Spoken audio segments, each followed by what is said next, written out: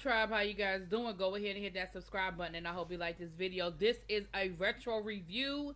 This is Falcon Crest season 3, episode 1. So we are dealing with the repercussions of what happened at the end of season 2. We know there was a shooting. We know that we found out that Julia was the one that had killed Carlo and Grady, and it was a whole mess. So we start this episode off with a funeral. Now, we don't know who died at the funeral. We go through the whole funeral, and we don't know who it is. We know certain people we don't see. Like, we don't see Angela, but we know good and daggone well that Angela ain't in that coffin, okay? We don't see Chase. You can be pretty certain that it wasn't Chase. But what we do end up finding out is that it is Jacqueline. It was Jacqueline, so that explains why Angela wasn't there, because Angela could care less about Jacqueline, okay? We found out that the reason why Chase is not there is because Chase got shot and he is up in the hospital in a whole coma. Richard wasn't there, but after the funeral, Richard comes from out of the bushes somewhere, child, and he pays his respects because, of course, they had a complicated situation, a complicated history, and he really had just found out that that was his mama, and they never really had a chance to rectify anything, fix anything. Last we saw the two of them, she was threatening him because we found out that she was the head of the organization this whole time, and it was a mess. But Jacqueline is gone, and that hurt me to my heart because I know how much I love me some Jacqueline. Now, Julia is in jail, and Mama went down there to go visit Julia. Julia don't want no parts of Angela. She said, listen, don't worry about getting me out of jail because I'd rather stay here than come back home and live at Falcon Crest. Now, I think you're going to change your mind after a couple of weeks, but okay, if that's how you feel, okay, fine. Julia is very defiant, and she is very much like, listen, I did what I did. It is what it is. Leave me the hell alone.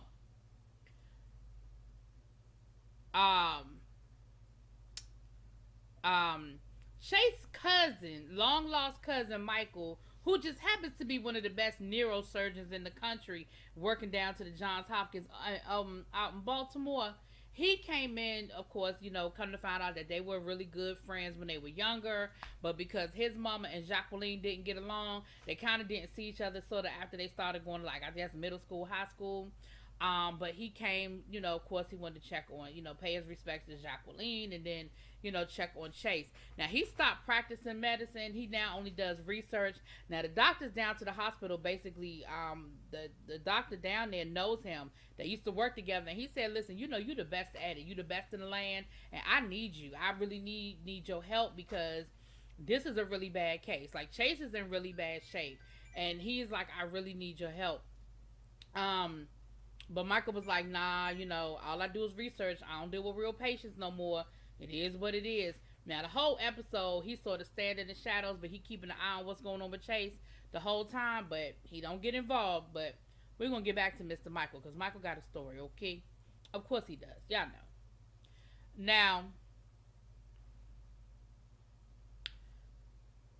Melissa, of course, Melissa is not here for none of this because, even though it ain't Lance's fault that his mama was a whole murderer and smiled in their face the whole time, they was trying to figure out who the hell killed Carlo, and come to find out she had killed Carlo. I mean, I guess when you find out that your mama-in-law was the one that killed your daddy, it's a lot to process. But she's actually taking it out on Lance, which I guess she has to because Julia is not there for her to take it out on. But I don't know what she wants from Lance. I mean, Lance ain't know his mama was a murderer. So, Melissa is not here for Lance. She ain't speaking to Lance. Remember they was doing real good. They had come to a whole little, truce where they were working together and all of that. Well, all of that is gone, buried under the cover, child. She done rekindled her affair with Richard. And that is not going to end well. Speaking of Richard, down to the globe, the numbers are tanking, and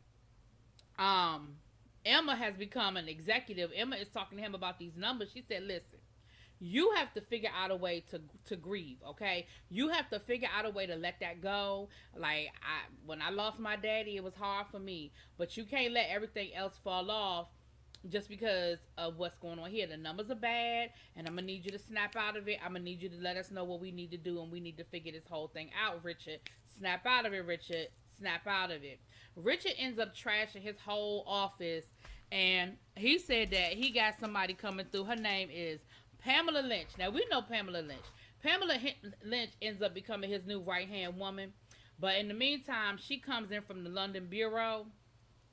And she happens to walk in on Richard at a most inopportune time when him and Melissa are rekindling.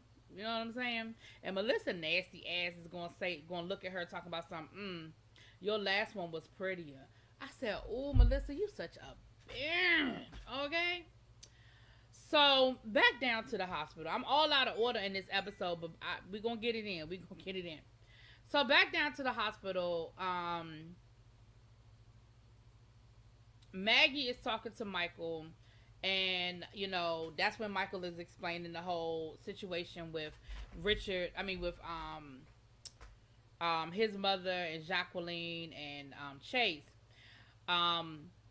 We find out that Chase's case is really bad. He's in a really deep coma. They don't know if he's gonna come out of it.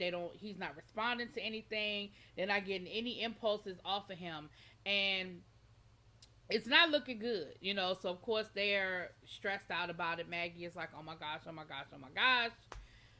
Now back down to the Falcon Crest, Emma is trying to convince Lance to go visit his mama, and Lance is like, listen, I can't do that, okay? I can't do that. And Emma said, listen, what you need to do is understand that at the end of the day, we are still family. Family is family, and we got to do what we have to do for each other. So what you need to do is get up out your feelings and bring your happy ass down here to this jail. But he doesn't. So Emma goes to visit Julia by herself. And we find out that Julia didn't just randomly kill Carlo. We find out that Carlo and Julia were having a whole affair. And that he wanted Falcon Crest. And she was like, first of all, you ain't never gonna get Falcon Crest, but you can't never tell my mama about our affair. And Carlo was like, I am going to get Falcon Crest, and I am going to tell your mama about this affair. And so she basically killed him because he was trying to take Falcon Crest, and he was going to snitch on her. That's what it sounded like to me. Lance eventually goes down there to visit her, and of course, they sort of have a mother-son moment. He apologizes for setting her up with his daddy, and she said it doesn't even matter. She said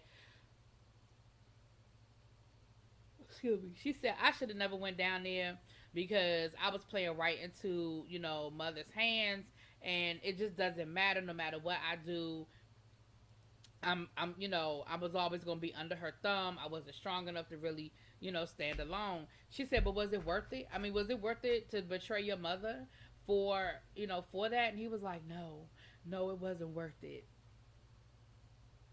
Whatever, Lance.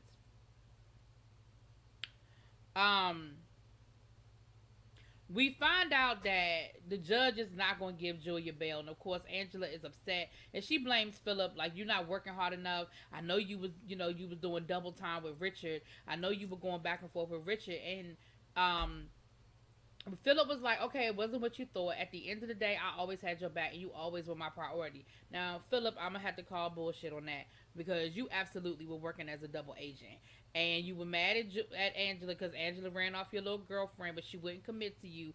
So, Philip, I'm still not trusting you, and I'm still giving you the side eye. But he gave Angela this nice speech. It sounded real good about his loyalty and his love, and how she shouldn't have to question it, and she shouldn't have to doubt who he's loyal to and how hard he's going to work for her. But listen, at the end of the day, Julia, your mama might be rich and influential, but baby, you are being charged with a double homicide and a third attempted murder. Baby, you're not making bail. I mean, Angela, I know you used to things going your way, but baby, she not getting no bail. Now we see in jail Julia trying to play Billy Badass, but them women is coming for her. They done found out that she, got a rich mama, so they about to start shaking her down. And the guard done already told her, look, you can play hard for a little while, but eventually they gonna come calling, and you gonna have to either put up or shut up. So I'm just letting you know, be ready, stay on guard, watch your six. That's all I'm gonna let you know. Now back down to the hospital. Chase seems like he's doing better, but then he sort of takes a turn for the worse. Now, Angela comes down there to visit, and that's when Angela meets Michael. And she immediately tells Philip after they meet, I don't like him. And Philip was like, well, damn, you only met him for 5 minutes. How you know you don't like him and you just met him? And she said, well, he's related to Jacqueline. That's all I need to know. So I'm sure she about to do a full background on Mr. Michael. So whatever skeletons or secret he have, they about to come bloop, bloop, bloop, bloop, bloop, bloop, spilling out, honey. So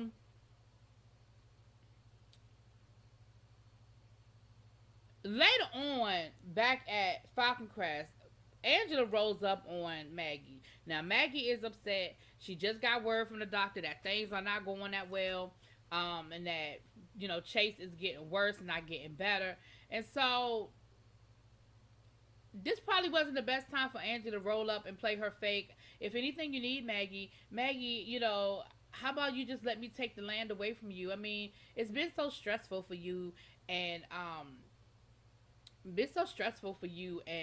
Chase ever since y'all got here. And Maggie goes off. Like, Maggie cusses her out and basically tells her, this is part of the problem. And here you are, you so worried about this land. Like, at the end of the day, this land is a part of my family's legacy. And no, I ain't selling it. I ain't giving it up. And leave me the hell alone. Baby, Angela gonna say, Maggie, you so emotional. Like, she's so patronizing. Damn, she is so patronizing, y'all. So we also find out that Julia actually blames Chase for a lot of this. She was like, listen, we ain't have all these problems until Chase brought his happy ass to town. So, you know, she blames Chase too for some of this. Because Maggie tried to tell her, when things were going on, why didn't you, you know, talk to us? But anyway, so